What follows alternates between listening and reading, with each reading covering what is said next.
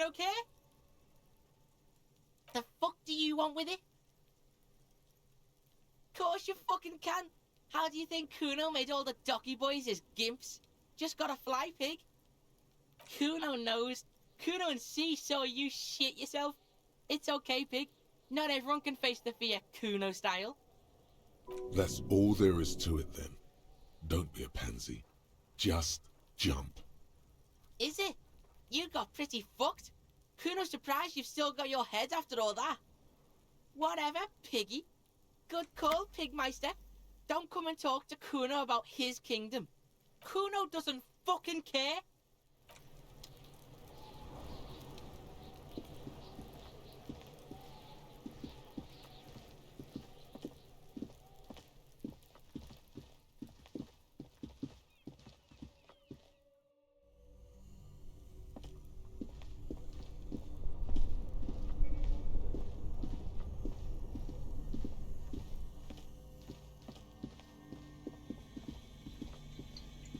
The bear's eyes are still. The body is reluctant to let go of the boots, as though it were its last bit of dignity. Whatever you're planning to do, you need to do it before you catch pneumonia in the cold draft coming from deep inside the fridge. It feels like the leg is going to come off along with the boot, but you're able to get the boot to move a centimeter or two. It's not completely useless. You're able to reveal a little more of the putrid polymer sock beneath the boot. See?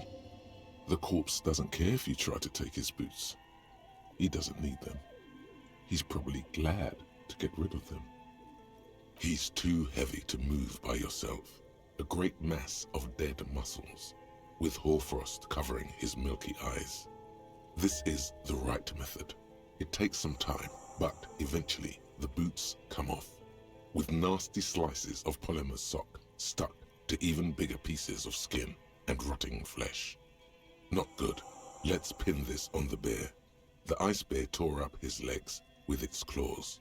As for the boots, you can't possibly do anything with them until you've cleaned and disinfected them thoroughly. Yes, these absolutely need to be washed before. The stink is incredible. Didn't the Whirling have a kitchen?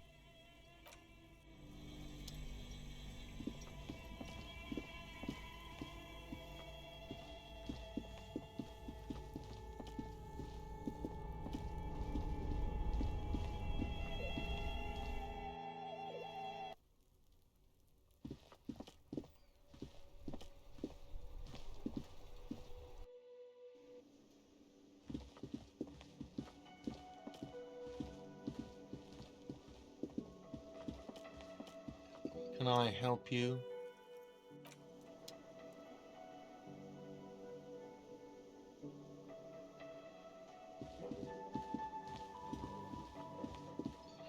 This industrial gas-powered stove has been used to prepare food for many hungry hostel guests. There are several pots and pans on hand.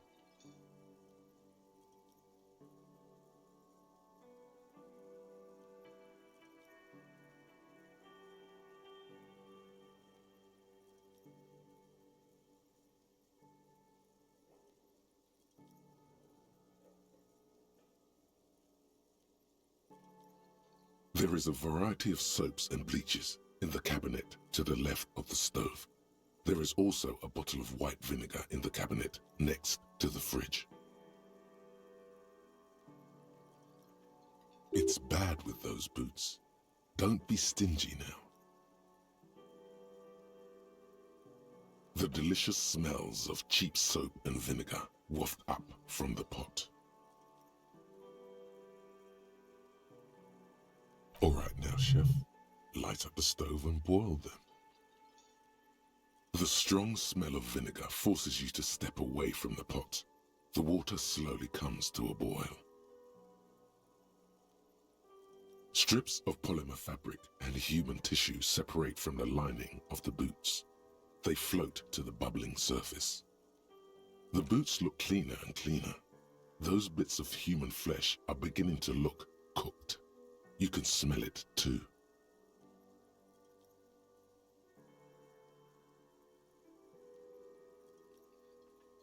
just like beef stew. That's it, chef. The boots are as clean as they're going to get. Steam, dense with the smell of strange meat, disappears into the vent above the stove. A pair of real beauties. The boots are shiny, hot, and reek of vinegar. Just perfect.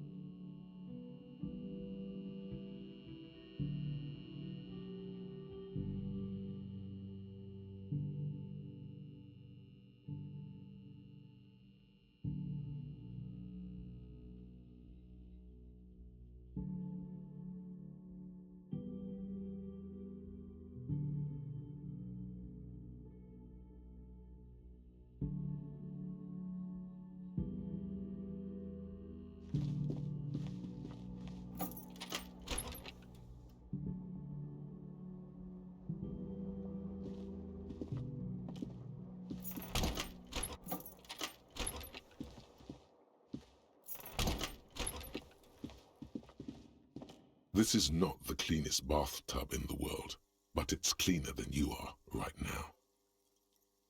The bathtub slowly fills with water. The water beckons. The water is only lukewarm, but still comforting, like amniotic fluid. A few beer cans are bobbing up and down along your flanks, like sad duckies. You feel nice and lonely, and so tired. Now you are alone with your thoughts in the tub, but it's easier than being alone with your thoughts outside the tub. You see the corpse. You can still smell the cadaver on you. It's going to take more than one bath to get rid of that stench. Then, houses along a narrow street, a video rental, darkness on the planet's curvature. Your fingers grow pale and are covered with tiny whirls as the water cools. The waterline recedes as you stand. You are cold now. Your clothes stick to your still moist skin. A mirror hangs on the bathroom wall. In it, your face, adorned.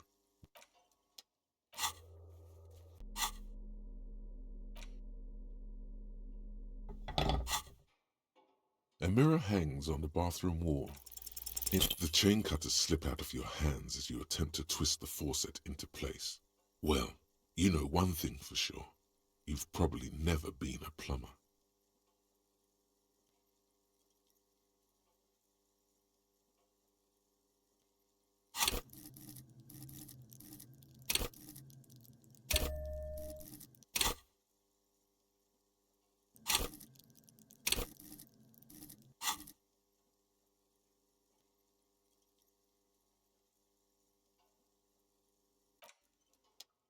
A mirror hangs on the bathroom wall.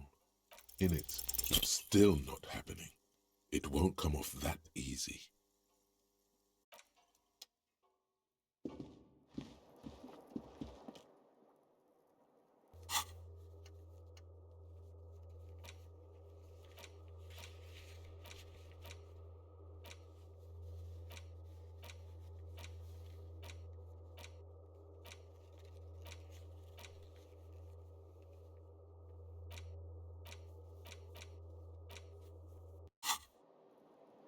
The bed is cold and not particularly inviting, but it's yours. The sheets look awful. The option to go to sleep becomes available every night after 9 p.m.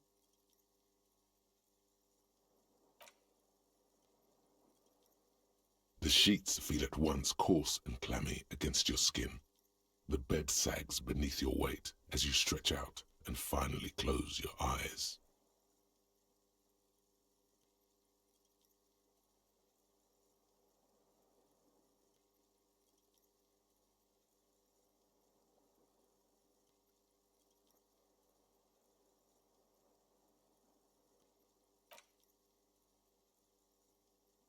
And then sleep.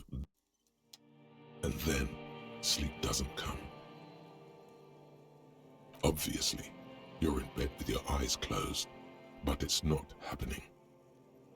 Maybe it's the bed's fault. Its synthetic filling has separated into hard lumps. The pillowcase smells oddly. It barely covers your toes, stretching over your soft belly.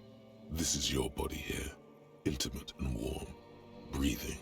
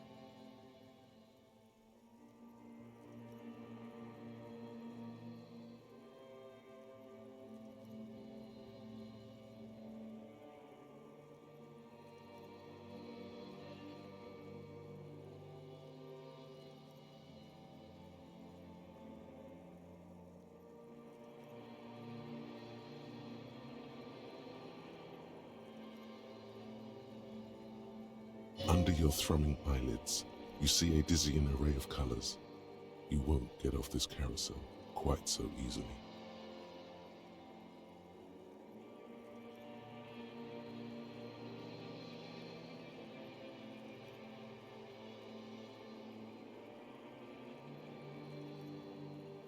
Its synthetic filling has separated into hard lumps. The pillowcase smells oddly.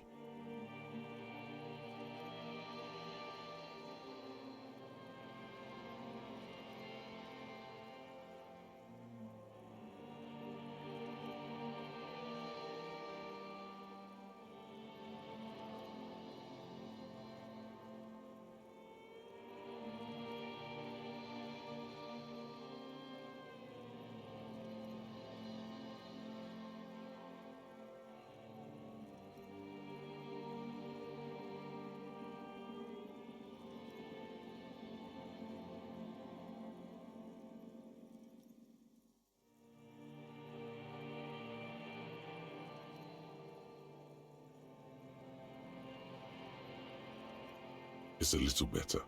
Colors, scenes, and half-formed phrases still litter your mind. Part of you is still trying to solve the case, isn't it?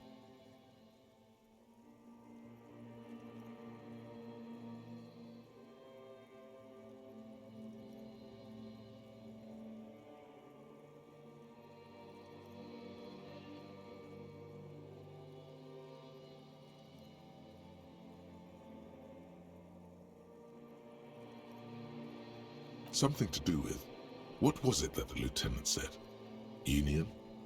And it's gone again. Your thoughts lost between the slowing brain waves.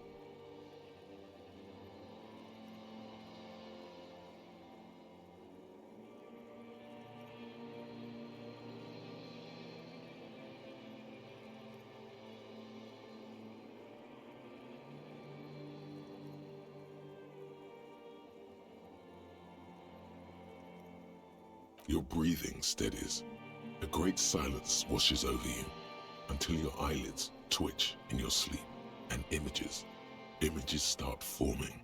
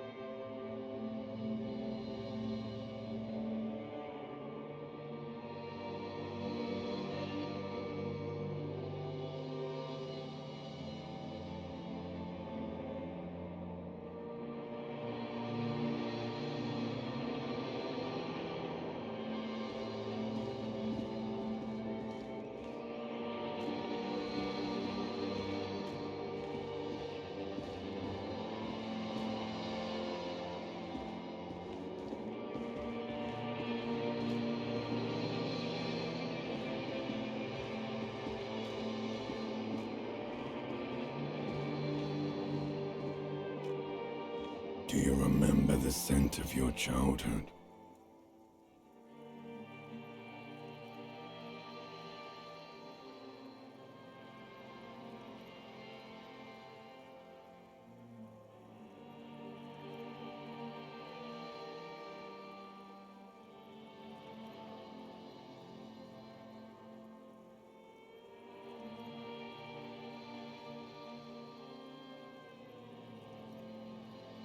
Do you remember your wife's hand on your face?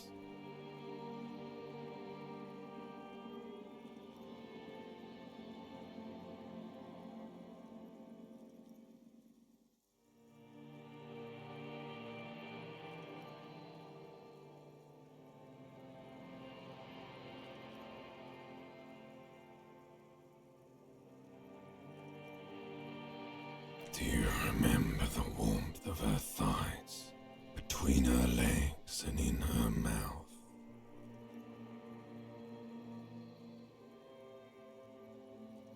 You know who I am. I'm the bad day. The one where you ask her, and then later in the streets, wandering. It's the worst day of all time, Harry dear. And it's coming. She will hear about it on the phone. Reality will turn into a grotesque nightmare. This will be the last thing you did to her. Tell me, do you remember the love of your life?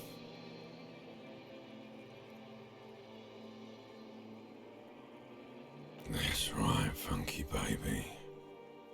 And you just stood there. One hand on the bottle and the other on your dick. Watching her go. Let it all be dragged away from you.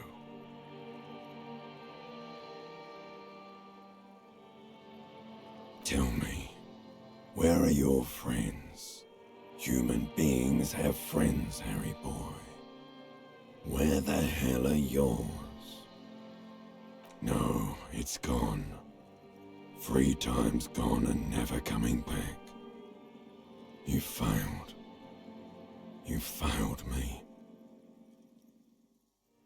You failed Elysium. Everything. The Pale and the Islas. On the surface. The outer magnetosphere. Burning, furious truth. 8,000 years of written history. You really dropped the ball, Harry. 4.6 billion people. And you failed every single one of them. You really fucked up.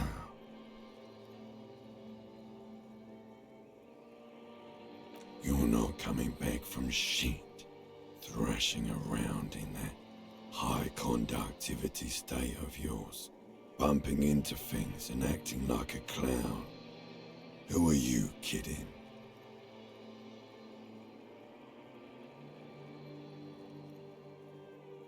You're trying to what? I can't hear you. This is just a word dream now. Jumbled up garbage. The pictures are gone. The bed rises to meet you. A thin, sleep-like state. More glass than velvet, grinding in your head.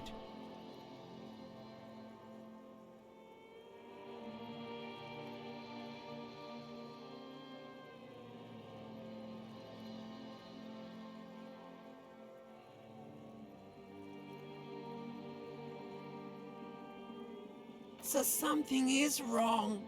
Sleep shouldn't be this bad, this dry, this unnourishing. There's something wrong with your thoughts. Some kind of new type of hangover. Oh yes, party boy, and it's worse than the one before.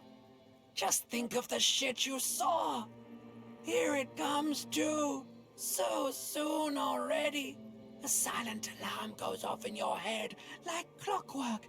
Barely let you sleep at all. Time to get those clothes on, Harry. Time to go to work in the shit factory.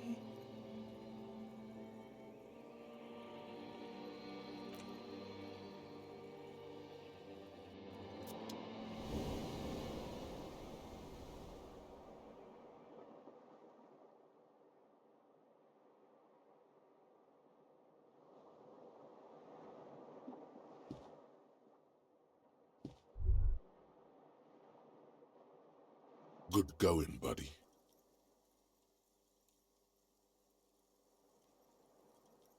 Oh, just a dream. You have ones like that all the time.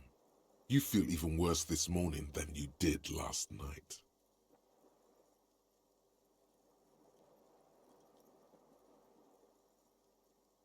You mean, why are you so tired? Too tired and down to even think? It is worrying, isn't it? You can't be a detective like this. Detectives need to be able to think.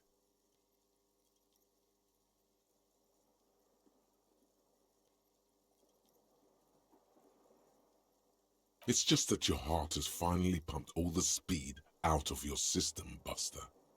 Time to get some more. Don't do that. Stay strong. The hangover will wear off. You don't need to keep doing this to yourself.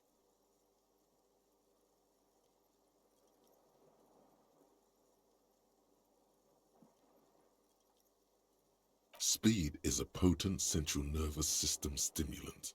It kept you propped up all day yesterday, despite your debilitating hangover. How else did you think you even got up from this floor? You got up from this floor because of a holy vow you made 16 years ago, with me, to wake up exactly 7:30 every morning until the day you die. Don't be silly. There was no vow. You were high on speed. That was the only reason you got up. You can't detect without it. It's that simple. Are you sure? Ready to live as this pathetic shell of yourself for days? Basically, a week.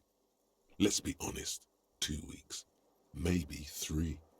You won't make it. Half the town will be dead by then. You will be fired.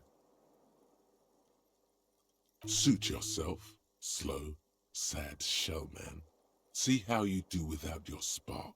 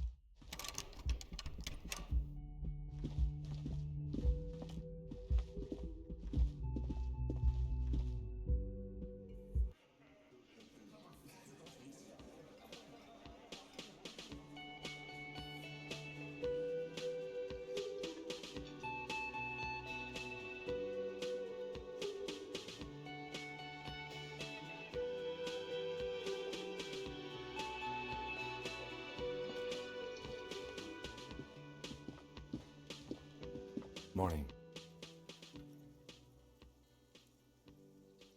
Looks like we can get to work at once. The Union muscle turned up. They look rowdy. We should talk to them. I mean ungovernable. Martinez isn't exactly enthusiastic about the RCM being here. They prefer to be policed by the Union. These men here.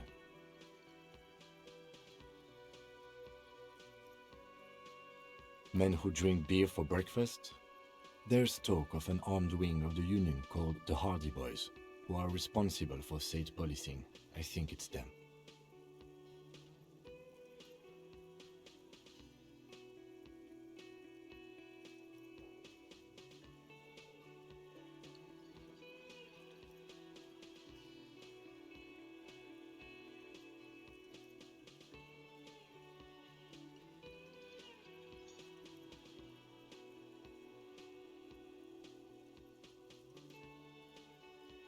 I completely forgot.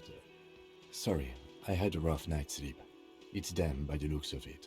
Loud and nasty, just like the manager said.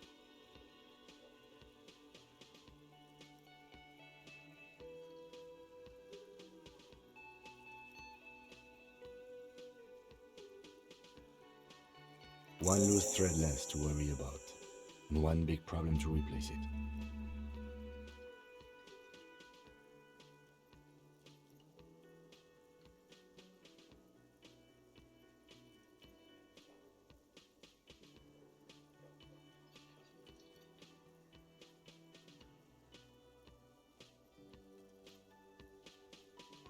Everything points to the dock workers' union.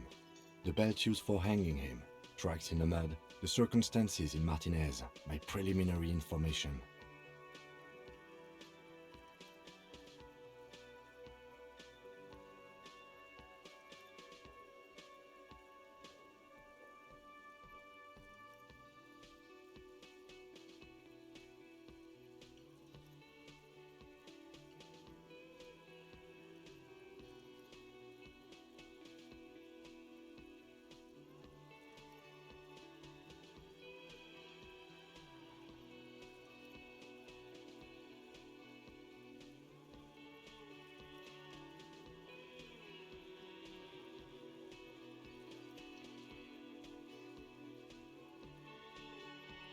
Which may, of course, all be wrong, but we still need to talk to them, and it won't be easy.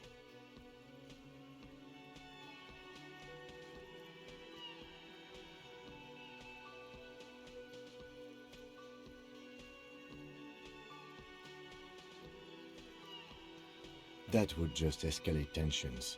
No captain would sign off on it. Solving one murder isn't worth a conflict between the RCM and the Debarders Union. In fact, even the death of 2 detectives might not warrant an all-out war, so let's keep a cool head, okay?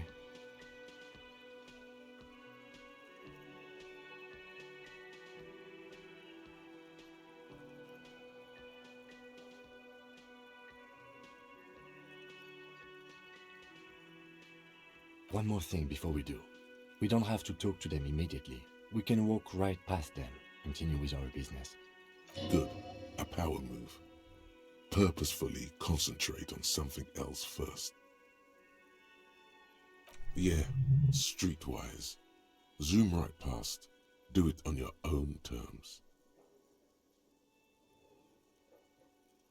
But aren't you curious to know what they have to say about the murder? They're in no hurry to leave. They think they own the place.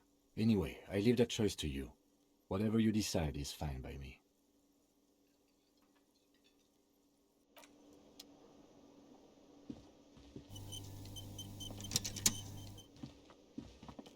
Just a moment.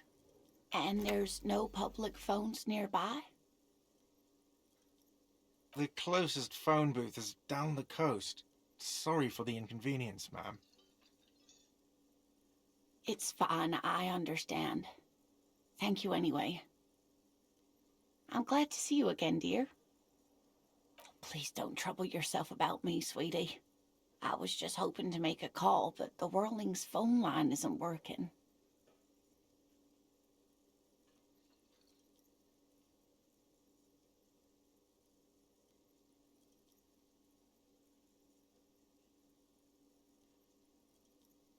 The union office probably has a phone, but I can't really get there, or to the phone booth down the coast. And Gary's phone is dead too. To let the young woman who's house-sitting for us know that we may be delayed. Morel, my husband, and our friend Gary were supposed to get back by Monday night, but they're still missing, and I haven't heard from them. I was also hoping she'd heard from Morel.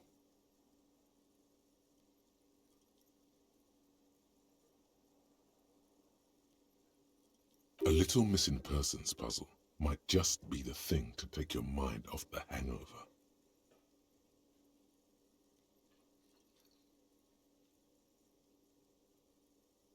That's just it. This isn't like him at all. He always plans his expeditions so carefully. A cold breeze hisses through dense thickets of reeds. Something sweet in it, somnolent. A damp chill goes down your spine. When you look around, you're still in the whirling in rags. But you have more important things to worry about. More important than a missing expedition? I don't know. Expeditions often lead to something interesting. Oh, yes. A zoologist. A cryptozoologist, to be more precise. It's a pseudoscience that attempts to legitimize research into mythological beasts and urban legends. That's one opinion, yes. And people are entitled to their opinions. My apologies, ma'am. I did not mean to undermine your hobby. It's not a hobby, dear.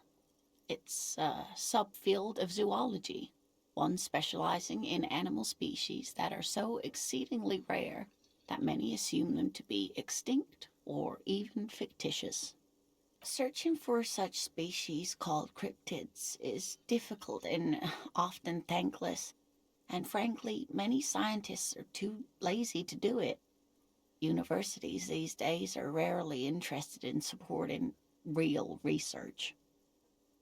The quality of research at Revacholian universities has been on the decline, but you doubt there was ever a time when cryptozoology was embraced by the academic elite. She's completely internalized her husband's struggles.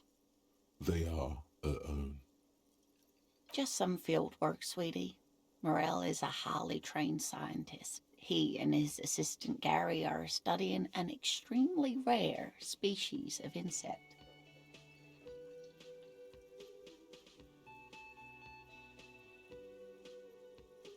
But they should have returned by now. They were just going down the coast across the waterlock to set a few traps. He said they'd be back on Monday. What could be keeping them?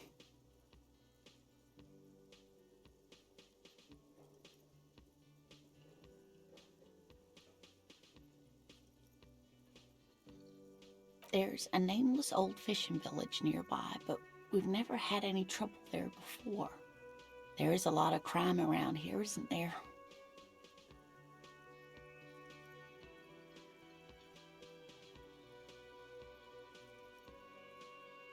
I can't say it's the best part of town, but I wouldn't worry too much about a pair of grown men traveling together.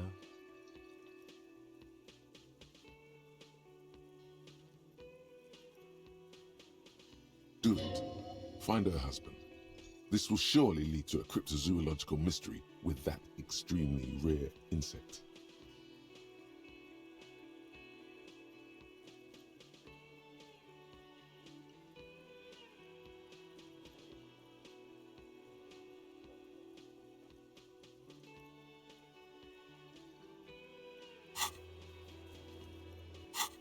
Some fringe science is exactly what's needed right now. Spice up that vanilla murder investigation. Are you sure we have time to go chasing after bug hunters just now? I did suggest we play it cool, but...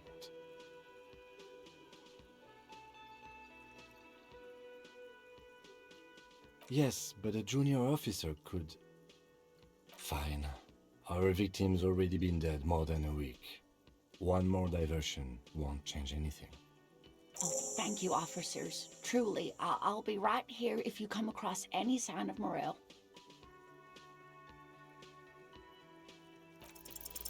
Sometimes the most charming thing you can do is be reasonable in your requests. I suppose you could use a break, and I could use a distraction. One cryptid, like you said. One. This can't turn into some kind of cryptid extravaganza. We have things to do. He nods and assumes a waiting posture. Ooh, tough choice there. What an interesting question. And the answer is yes, there are.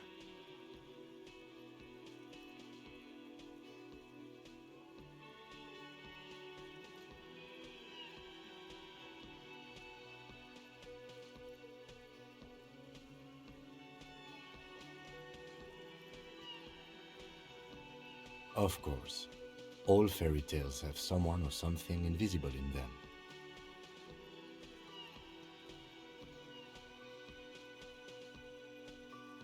It's the Col de Mama d'Aqua.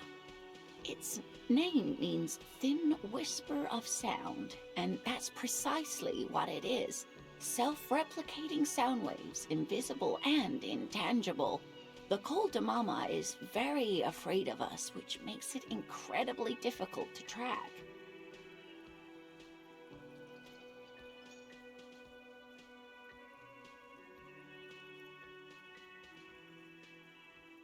Col de Mama d'Aqua can also be translated as a whisper light and low.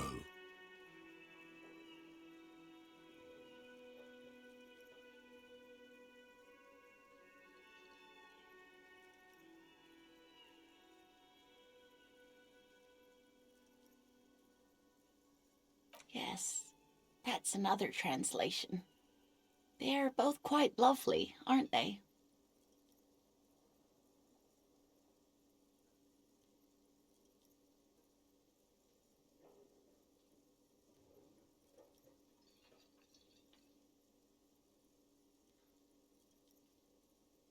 Although the low part is a little ironic. The Col de Mama d'Aqua makes, or rather is, such a high-pitched sound that other animals, including humans, can't hear it. It could be everywhere all of the time, and we wouldn't know.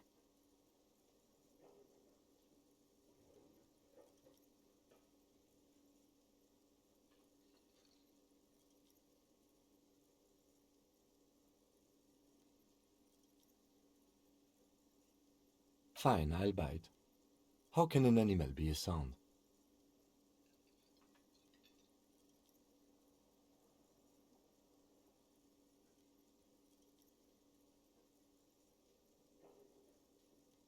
Many scientists have asked the same question. Some have claimed that it isn't itself a sound, but a tiny corpuscle that emits sound waves.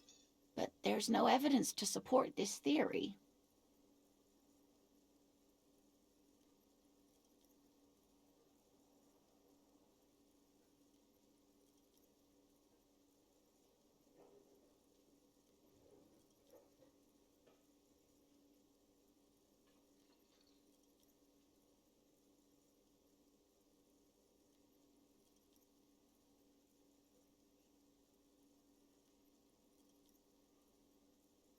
Plenty. It's the evidence that led to its discovery.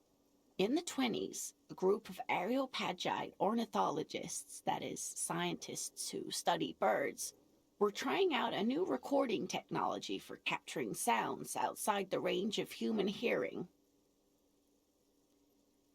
When playing back recordings they had made in the foothills of the Ea mountain range, they noticed certain anomalies, patterns that seemed random at first, but on closer examination were consistent with the waveforms of songbirds.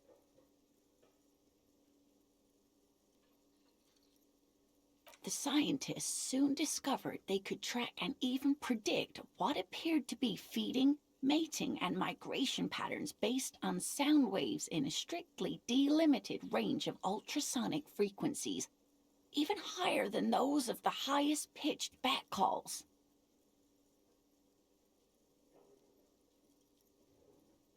They realized that they had discovered a new species and called it the col de Mamadaqua, after the Paracanassian name for the voice of God, which is said to be very silent.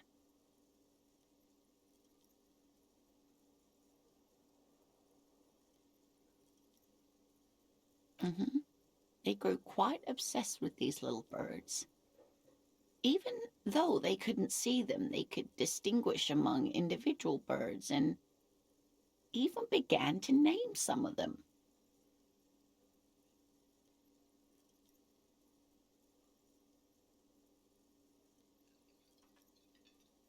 Sequester, Time, Joscan, those are but some of the Mamadaqua they followed individually.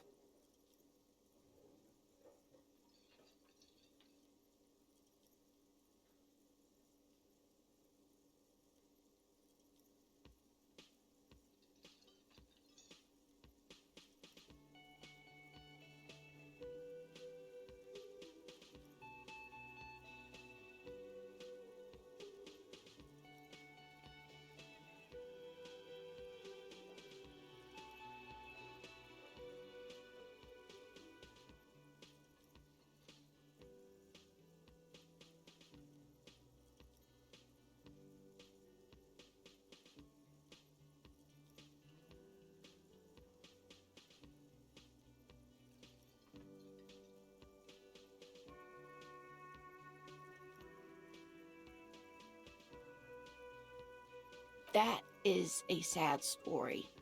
A group of university students assisting with the field work in their enthusiasm for the project, and no doubt because they were preoccupied with impressing their professors, nearly drove it to extinction.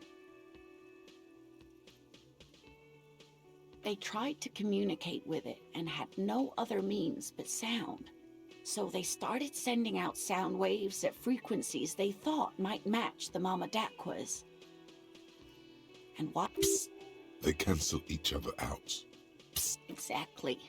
And these tests were performed so recklessly that when they happened upon the right frequency, well, they wiped out most of the population.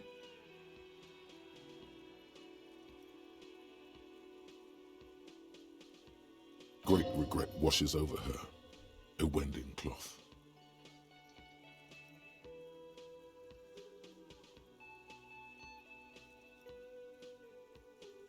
After that, the corpuscle appears to have migrated elsewhere.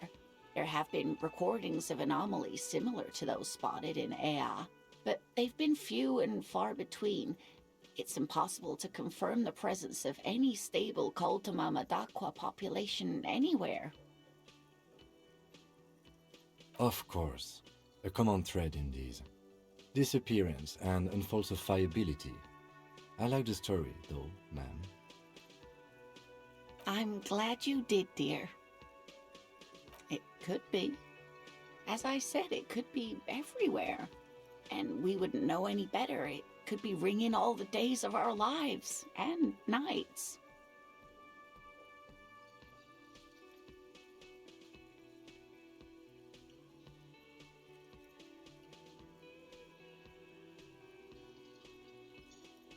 What about what?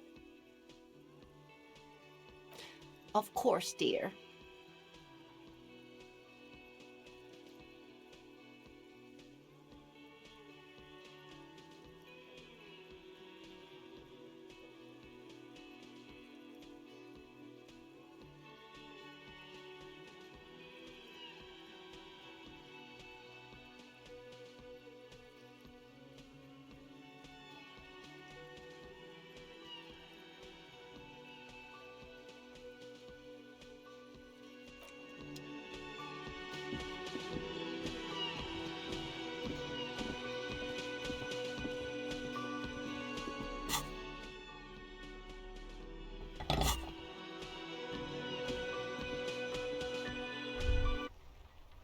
Was that?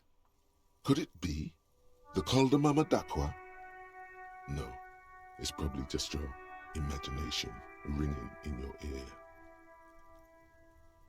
There seems to be an extremely high-pitched ring. Ultrasonic. Lena said it was very high-pitched, right? It's like something tickles your ear. Lena also said that it couldn't be heard by any other animal, including humans. What you're hearing must just be a regular bird. There it is again. You're about to rediscover a long-lost species. It must be very close. Maybe, just maybe, it will come toward you.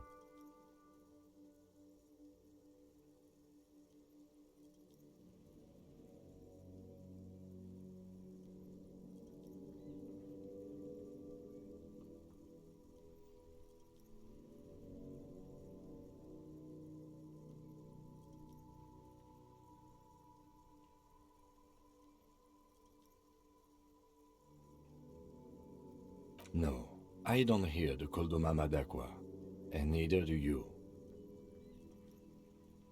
Of course he doesn't. He's deaf. Oh no. The sound. It's moving away. Somewhere over there. Go after it. No. Too late. It's gone. There is no ringing anymore. Just the sound of the streets. Keep your ears peeled, then. If the species really has migrated to Martinez, you're sure to hear it again.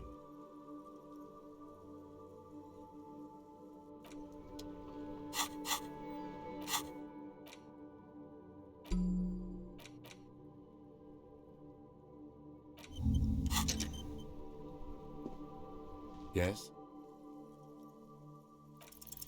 You pick over what's left of your frontal cortex, but no What do you want to know? Ah, yes. The case brief you missed. Now I remember. 3 days ago, the RCM Emergencies Desk received a report about a security guard who was found hanged in Martinez. An anonymous caller said there was a dead body behind the Whirling in Rags hostel cafeteria.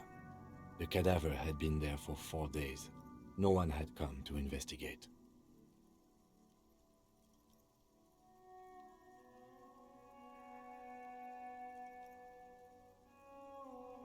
During that time, the victim had been stripped of his belongings. The caller did not identify him, but used the word lynching.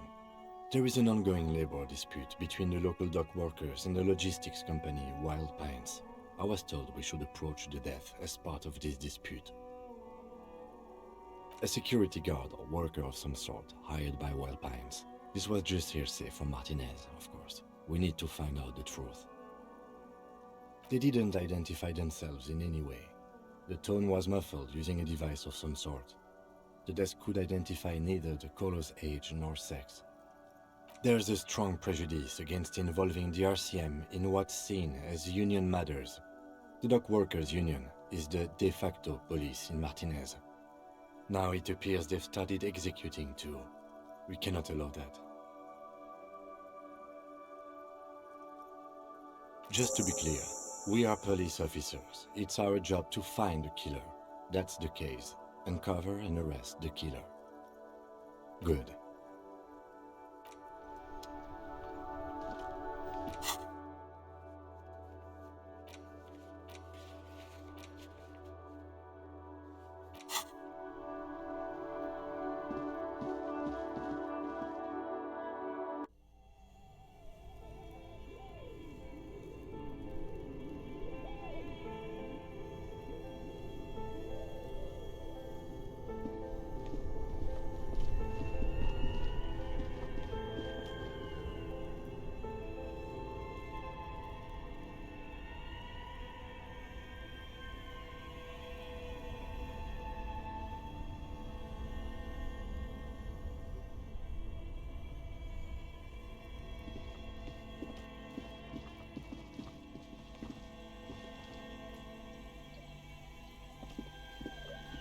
The bear's eyes are still glowing red. It's guarding over the freezing corpse hidden inside its belly.